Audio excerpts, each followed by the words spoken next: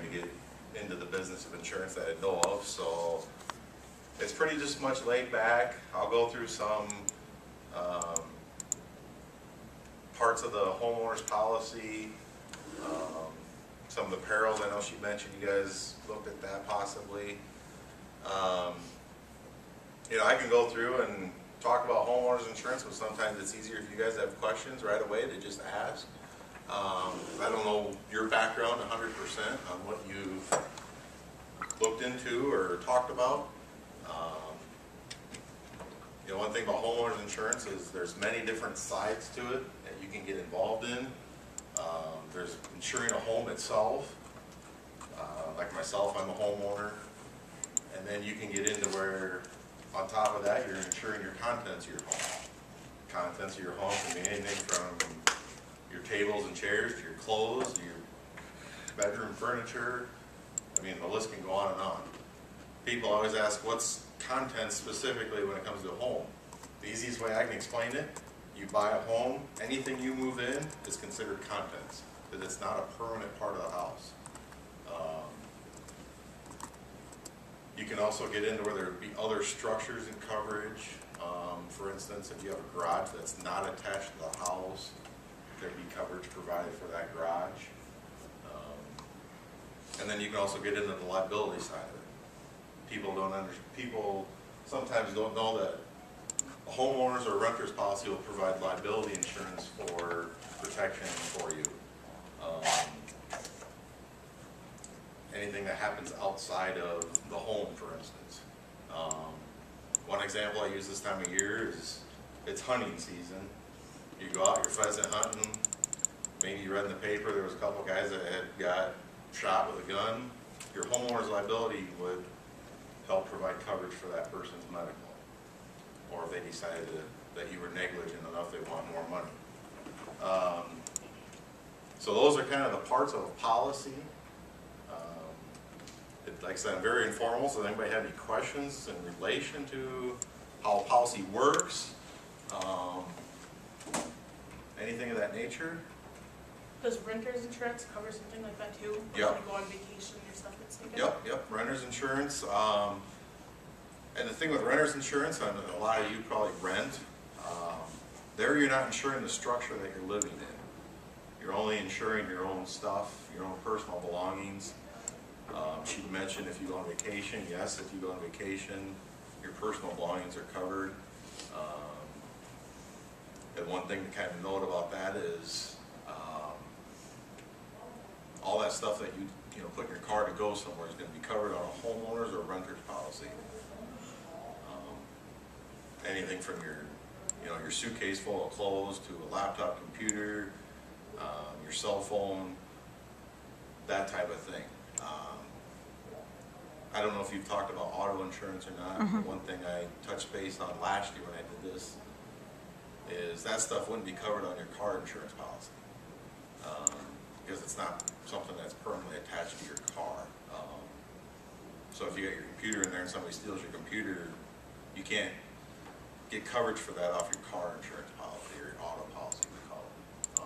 That reverts back to a renter's policy or a homeowner's policy.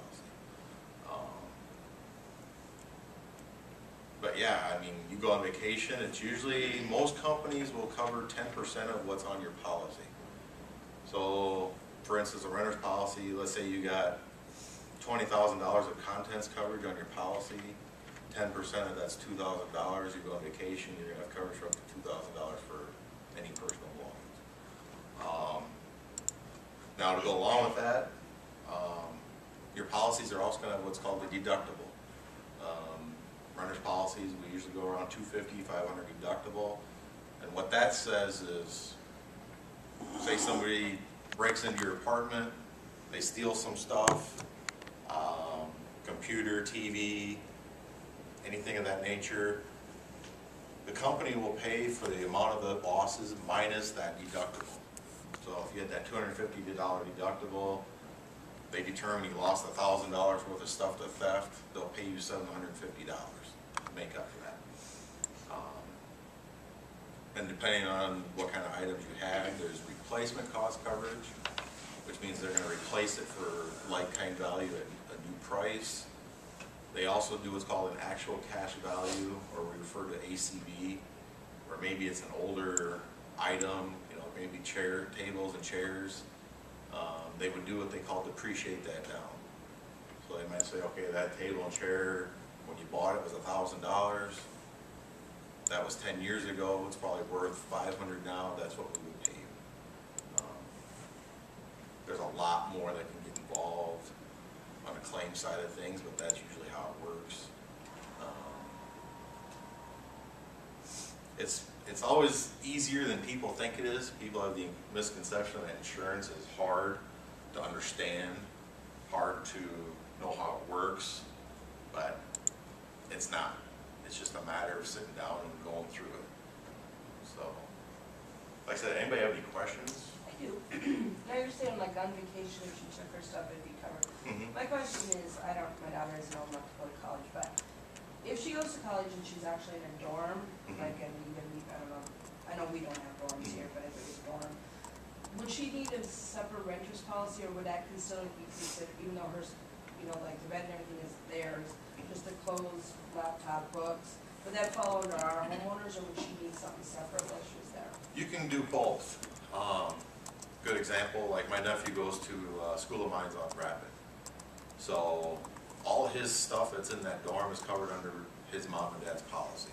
And it's 10, there again, it's 10%. So, you know, whatever the case may be, you know, on a homeowner's policy, you're gonna have more contents usually. So let's say $100,000, there'd be $10,000 worth of contents covered for him at college. Same with your daughter. Yeah. A lot of kids at that point, they will get their own renter's policy. And usually that has to deal with, you know, a technical school like this, they live off campus. Mom and dad might want them to have their own policy, not only for the contents, but then also for liability purposes. And that's, you know, a whole new ballgame there as well. But you can do it both ways. But yes, there would be coverage off the parent's policy for any contents. So if any of you fit in that realm, that does work that way. You had a question? Like how auto insurance is set up, like your age depends on some of the price, does homeowners do that too? Homeowners are getting to be that, you know, any insurance policy is starting to base off age, starting to base off sex, male, female. There's a lot of criteria. Credit score gets played into that. Background checks. Background checks. I mean, the background check is just basically, have you turned in claims in the past? If so, what Well, kind? if you got a criminal living there or whatever, they can choose not to insure you because of No, your high they risk. cannot discriminate. You cannot Really? discriminate, no. Because my husband, when he went to jail, they asked if he was living in the home because they were not going to insure anymore. He wasn't named the home policy a higher risk because he's an alcoholic. Now, if he's incarcerated, that's different. Yeah. That's different. But if I had a It's felon like a walk, background check or oh, criminal. yeah. But if I had a felon walk into my office and say, I want to insure my home and my autos, we can't discriminate against that. No, but as far as, Now, that's not saying they wouldn't set the rates accordingly, but you can't discriminate. That's number one. That's number one. he's not on the policy because the home was in my name and my insurance.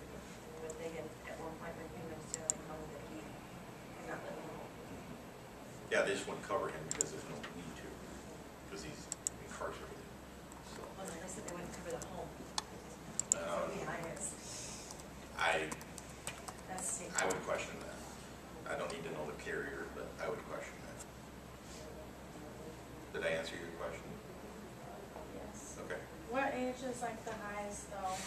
Like if I'm 20 or turning 21, would that be an expensive? You know, age versus is, versus someone who's like 22.